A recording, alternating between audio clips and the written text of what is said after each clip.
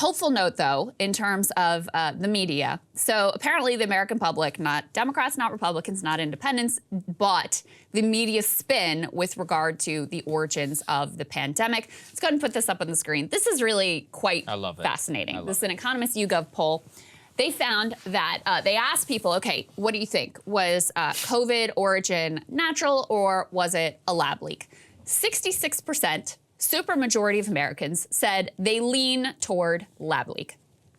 That includes 54% of Democrats, so a majority of Democrats, versus only 25% who say they lean towards natural. The other 21% say they're not sure. So 54% of Democrats say lean lab leak, 62% of independents, and 86% of Republicans. So there are some partisan differences there, which you would expect. But even among Democrats, which, you know, almost entirely consume news media that for years was telling them not only was lab leak wrong, definitively wrong, but it was also racist to even consider it, they didn't really listen to their media purveyors of choice.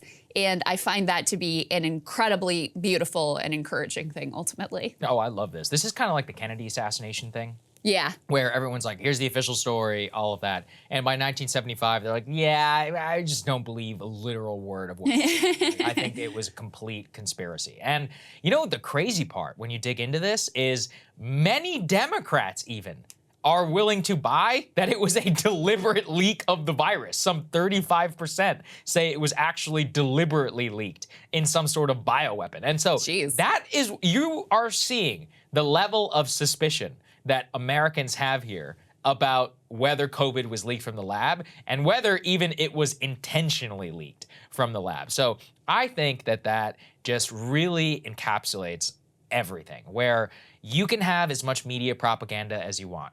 Americans are not stupid. It's been almost 2.5 years now that polling has indicated that at least half of the country has always thought this was the lab leak. It just turns out that half was never represented on television, and now you have a supermajority. People, it's like the Jon Stewart bit. He's like, you're telling me that the lab where they happen to study this is the place where the pandemic happened. It's common sense, people. It's just straight up common sense. All the spin, all the actually 4 intel agencies would have nothing to do with labs, all disagree. They're not buying any of this crap. They know what's true and they know what's not. All you had to do is lay out the circumstantial case and then the reams of evidence on top of that, and then the testimony of the former CDC director, and then all of the cover-up, and it just confirms everything that they knew from day one. Yeah.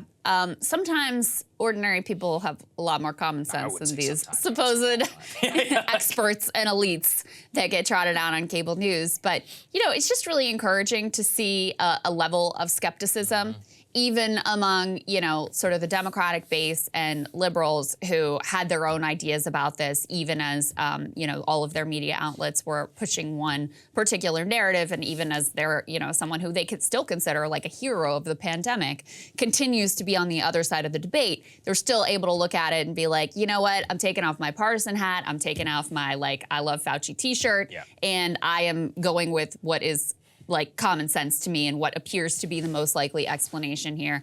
It's also, in my view, another sign of the decline in trust, much deserved decline in trust among the, you know, traditional mainstream corporate press. I think that is also a really good thing because, you know, if you are going to disrupt the status quo in any meaningful way, you're going to need a bulk of the population to be free-thinking and to reject the lines that they are, or at least to question the lines that are being pushed to them from mainstream press. So I see that as nothing but a positive development. Absolutely. My only fear with this is, you know, with a lot of these Democrats, because if you also were to be like, well, what do you think of Fauci? They'd be like very positively. And unfortunately, I think that the explanation for lab leak and for the cover-up is deeply convoluted. As much as I would love for it not to be, it's difficult to convey to someone who is not already deeply skeptical. Now, millions of people are. They watch the show. We can see that in terms of the level of interest. But imagine you got to explain to a layman EcoHealth Alliance and bat coronavirus research, gain of function. That is the disconnect where it's like it's kind of like Iraq. Everyone's like, well, Bush lied about WMD. And it's like, yeah, that is broadly true. But then the actual specifics of it, to try and explain the mechanics of Joseph Wilson and your yellow cake and Valerie Plume, and then that was its own scandal in its own, it just starts to become too much and people's eyes glaze over. And ultimately, they rely on that because that's the way that they never actually get held accountable for these broad crimes, which are immense and which are terrible. So I just wish and hope that if we can try and start a campaign to really get people to get fully sped up on the actual details of this, there would be even more of a level of outrage. And there might actually be some accountability too. And look, let's put Fauci aside. I don't think he'll ever go to jail, even though I think he should. Let's at least ban and put new limitations on gain of function. Like, that would be the ultimate victory. I don't think you need a lot of details and like intimate knowledge of the original conference call and the letter and how it all went down to just get on a really basic level. This research caused a pandemic. We should curb this research, or likely or potentially caused a pandemic for the YouTube misinformation censors.